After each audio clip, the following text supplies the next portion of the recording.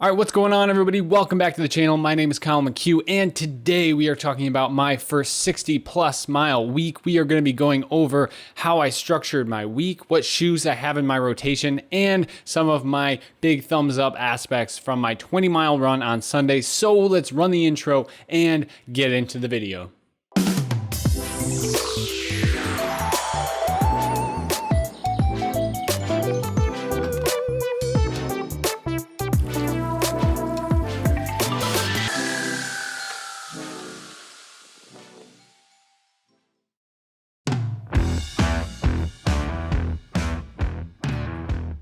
So when taking a look at the structure of my week, I'm gonna go ahead and actually I'm gonna blur myself, and then I'm gonna pull up a black tab, maybe a graph. All right, let's check out some bars. All right, so as you can see here, we had a 6-miler to start off the week on Monday. Tuesday moved into an 8-miler, and Wednesday was a 10-miler. Moving on from there, we had a Thursday 6, Friday 6, Saturday 4, and then the big one on Sunday. So taking a look at this week, I pretty much just want to let everyone know that when I see this and I look at this structure, I take a look at it and I break it into two parts of the week. I've got Monday through Wednesday, and then I've got, Thursday, Friday, Saturday, and the long run. I consider that kind of like off in the distance when I do start my week. And I do think that's really a critical aspect of how you want to look at your week.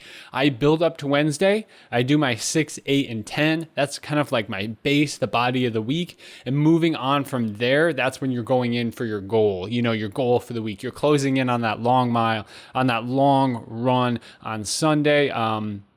But in general, I think one key takeaway to how I structure things is to build up to a midweek and then reset, start into part 2, and build up for that 61 miles.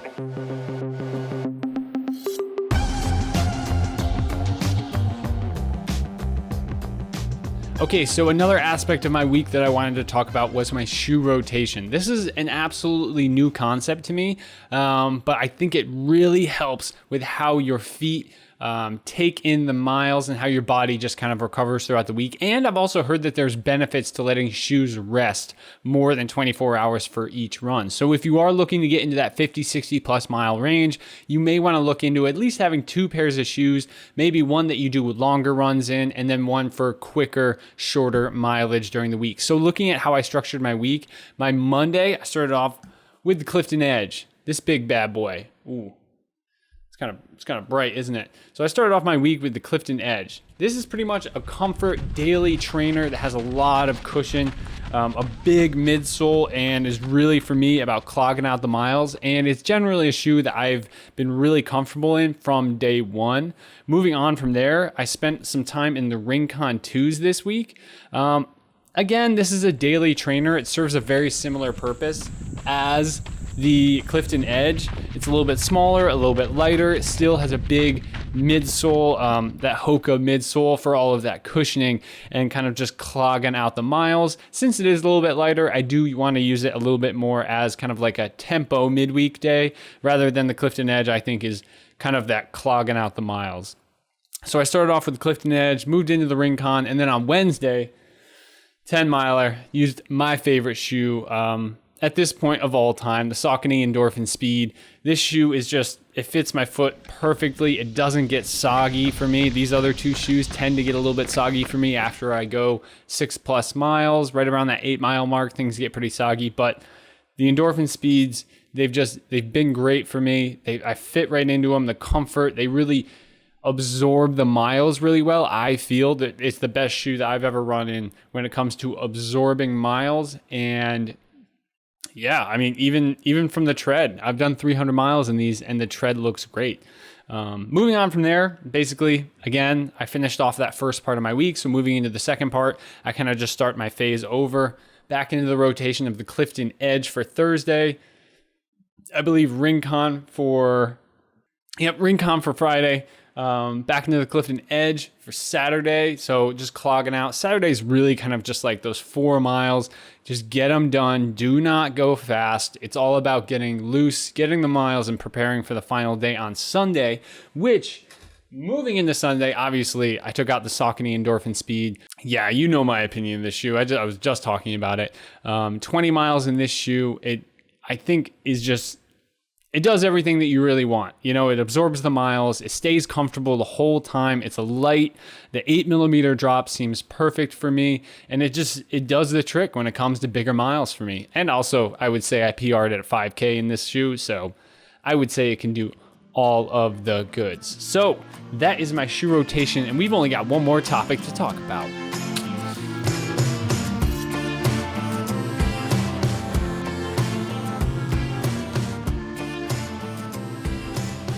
Okay, so one final topic that I do want to talk about is the long run. This was a great long run for me personally. I've done a couple 20-mile long runs as I've gone through different training blocks, but this one was specifically a huge plus for me because when I look at my mile splits, I'll throw them up on the screen. That's one of these sides. I'll throw the splits up on the screen. And if you take a look at it, I started in slow like I always do on my long runs. They're supposed to be, long. It's a long run. So, but like moving on throughout the run, I could tell that I was getting more and more comfortable. I was not having any aches or pains, a little bit in the knees as you saw in the previous video, but really there was no downside factors that have hit me before when it comes to just getting burnt out around the 13, 14, or 15 mile mark. I kept on cruising and I really wanted to just go over some of my splits towards the end. My 15, 922, 16, 909, 17, 839, 18, 830, 19, 801, and 20, 755. I think that speaks for itself. I was feeling really good in the last couple miles, and to be able to do that, I would say, and get those negative splits on a 20 miler, I think is a really good data for me to look at and to evaluate where I am. I think I'm honestly fitter than I've ever been. We're going to keep pushing, but I do think there's certain aspects that I've talked about in this video that have made that all possible. I think the shoe rotation is really big, and I also would say that there's aspects of your week that you do not want to compromise on, right? Like you can do a 60-mile week without, a long run at the end, but I think the benefit of actually having that long run in there is going to really teach you how to endure for those longer periods of time, right? I was running it for 3 hours and 8 minutes. That's a long time to be doing kind of that minimal suffering aspect to it. Another thing that I would like to say is don't compromise on certain workouts during the week. I did the 10 miler. I could have done that on flat pavement on Wednesday. Instead, I went over to Wakeman Soccer Park and ran on kind of it's like a gravel dirt. There's some sand portions. It's not exactly the easiest terrain to, get some miles on. And I think it generally goes up to like 400 feet of elevation. Actually, I think I did a little bit more. There is a video. I'll link that above for my workout over at Wakeman Soccer Park. But there's a lot of aspects of your week that you really should not be compromising on. So yeah, that wraps things up. Feel free to like, comment, or subscribe. If you're new to the channel, really appreciate it. If you've been with the channel for a long time, I love you guys. And yeah, stay safe out there. Enjoy the run. And, drop a comment down below if you've got, a mileage goal coming up that you're trying to hit. And maybe you got something out of this video. Maybe you're doing something that I'm not doing. Also throw that in the comments, please. So yeah, that wraps things up. See you in the next video. Peace, everybody.